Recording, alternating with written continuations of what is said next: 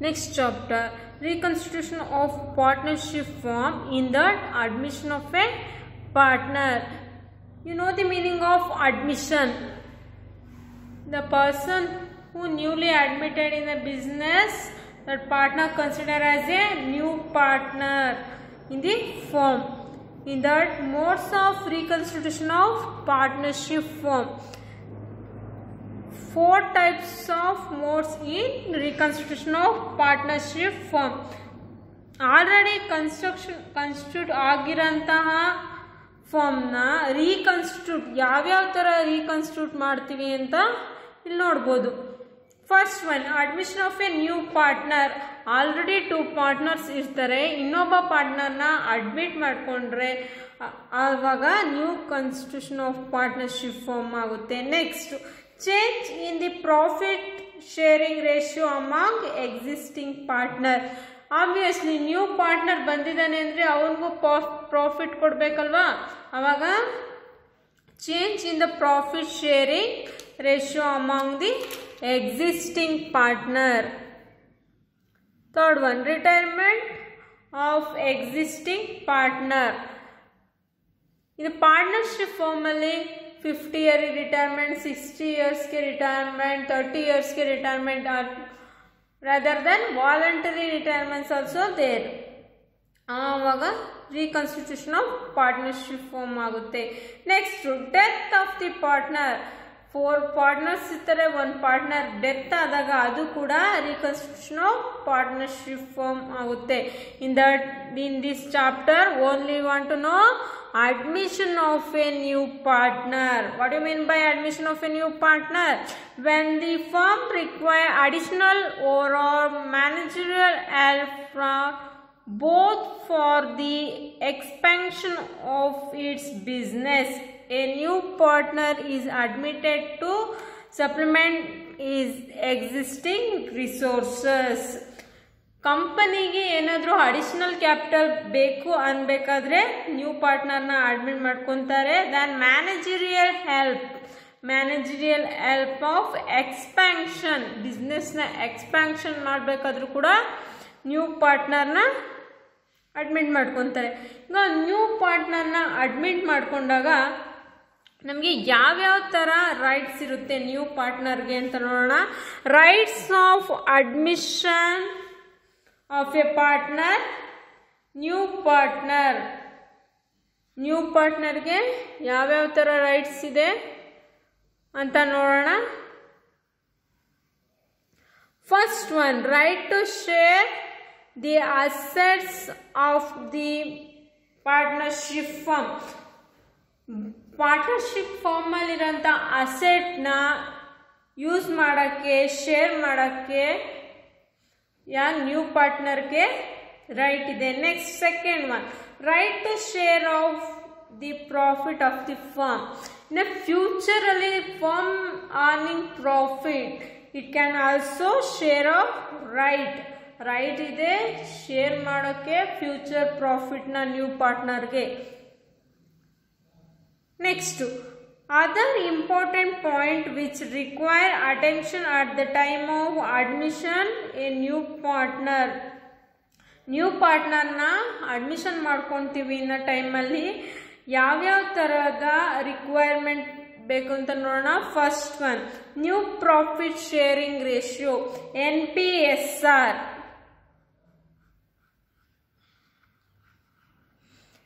New profit sharing ratio.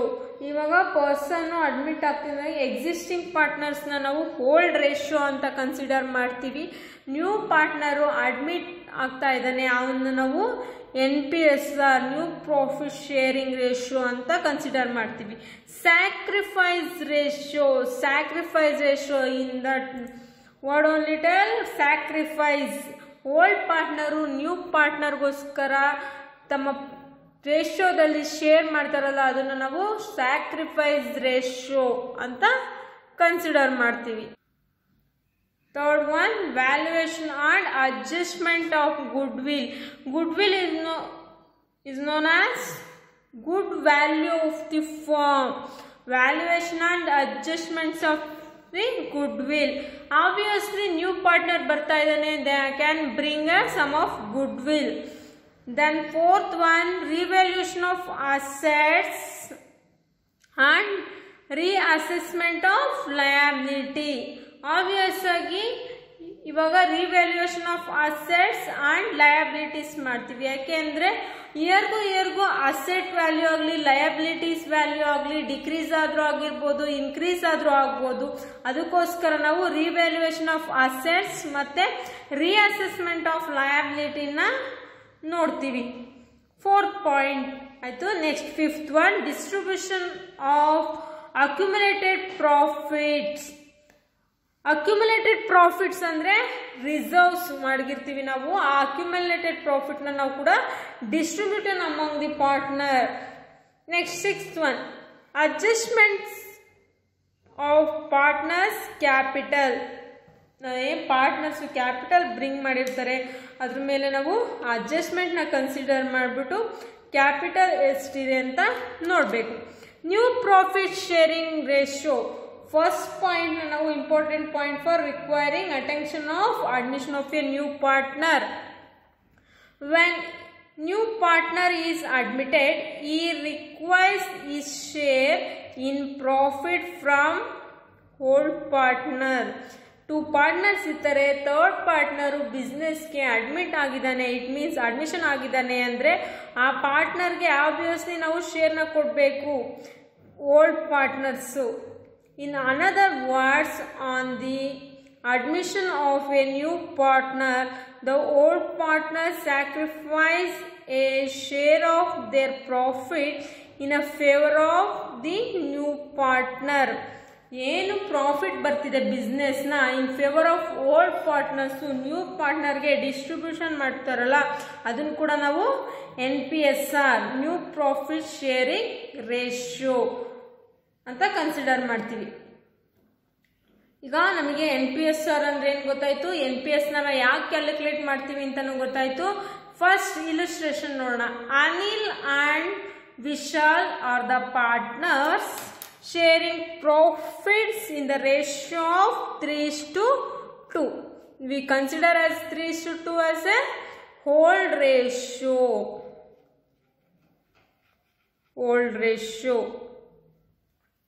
Then they admit Sumit as a new partner for 1/5 share of future profits of the firm. They already give one share of 1/5 future profit of Sumit. Firm calculate profit sharing ratio of Anil, Vishal and Sumit. In that problem given, first given na barkolna. First old ratio ಕೊಟ್ಟಿದ್ದಾರೆ. Old ratio of Anil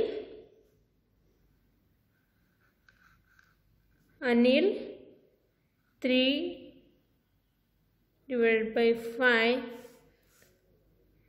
Vishal 2/5. ಅದೇ ಥರ new partner Sumit 1/5. ಇವಾಗ ನಾವೇನು calculate ಮಾಡಬೇಕು, calculation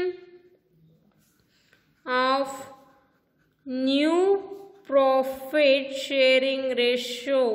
new profit sharing ratio want to calculate. They are given old ratio and new partner sharing ratio.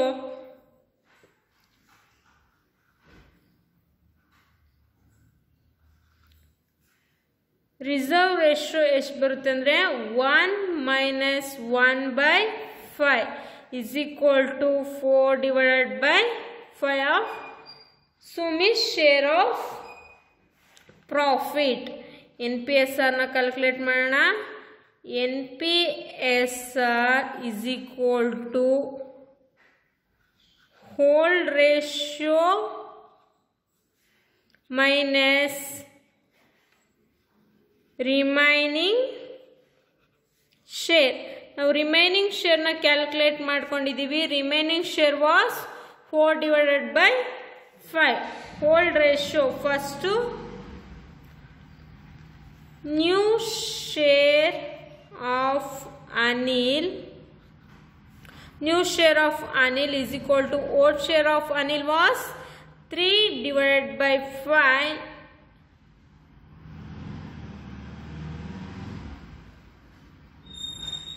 Whole share into remaining shares.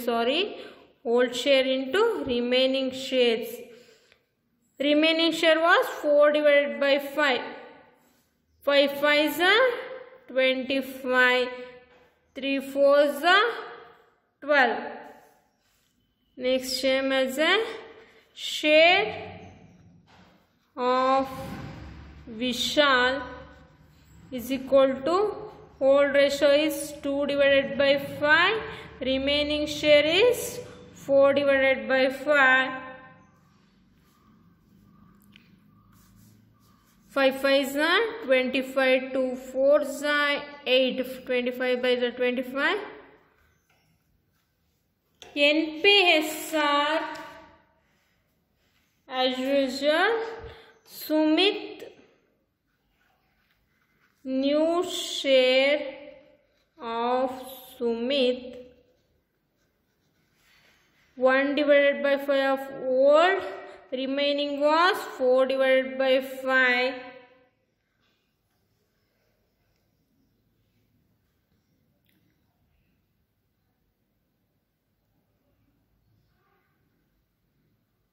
One divided by 5.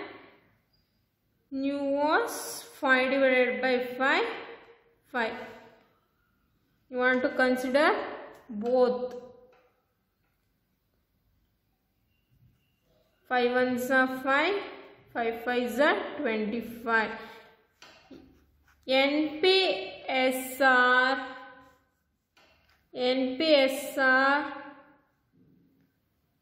of Anil, Vishal, Sumit was 12:8:5. Want to consider of all, it's got 25. Cross verify that it was right. 12/25, 8/25, 5/25. 12:8:5 is equal to 25. Same as second illustration. Akshay and Bharati are partners sharing profit in the ratio of same 3:2.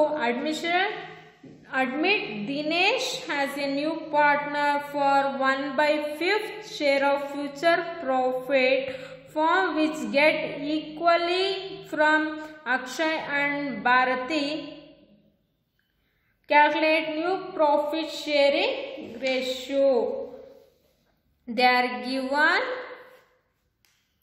old profit sharing ratio and new partner ratio. We want to calculate remaining shares. Remaining shares we want to calculate. First we want to mention the given.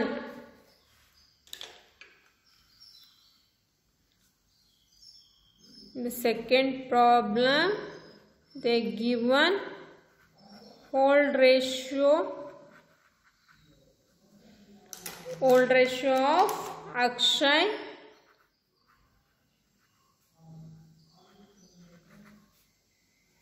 and Bharati. Akshay 3/5, Bharati 2/5. New partner Dinesh 1 divided by 5. Want to calculate remaining shares of Dinesh. 1 divided by 5. 1 minus 1 divided by 5 is equal to 4 divided by 5. 5 minus 1, 4. Remaining is 5.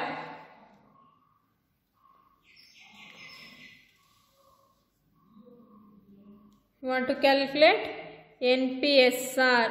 NPSR. Hold ratio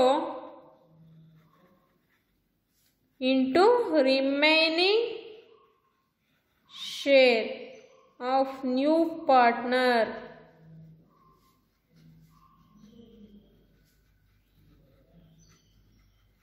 Remaining share of new partner. First want to calculate of Akshay. Akshay is equal to 3 divided by 5 into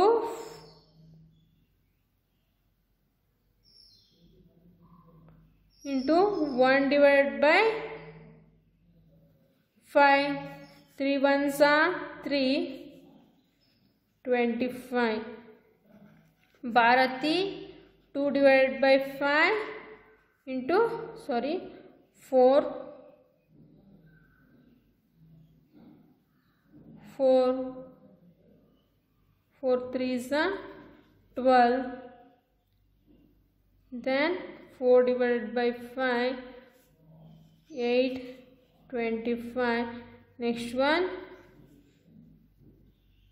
hold is 1 divided by 5 into 5 divided by 5. 5, 25, 25, 25 ones are NPSR of A, B, D is equal to 12 is to 8 is to 5. Total is 25. It was right. ಅರ್ಥ ಆಯ್ತಲ್ವಾ? ನಾವು 2 types of problems ನೋಡಿದ್ವು. Different types of ಅಂದರೆ NPSRಗೂ ಮತ್ತು sacrifice ರೇಷಿಯೋಲ್ಲೂ ನಮಗೆ different types of formulas ನೋಡ್ತೀವಿ. ನಾವು NPSR ಕ್ಯಾಲ್ಕುಲೇಟ್ ಮಾಡಬೇಕಾದ್ರೆ ರಿಮೈನಿಂಗ್ ಶೇರ್ಸ್ ಇಂದ ಯಾವ ಥರ ಪ್ರಾಬ್ಲಮ್ನ ಮಾಡೋದಂತ ನೋಡಿದ್ವು. ನೆಕ್ಸ್ಟ್ ಕ್ಲಾಸಲ್ಲಿ ನಾವು ಡಿಫ್ರೆಂಟ್ ಫಾರ್ಮುಲಾಸ್ನ ಯೂಸ್ ಮಾಡಿಬಿಟ್ಟು NPSRನ ಯಾವ ಥರ ಕ್ಯಾಲ್ಕುಲೇಟ್ ಮಾಡ್ತೀವಿ ಅನ್ನೋದನ್ನ ನೋಡೋಣ.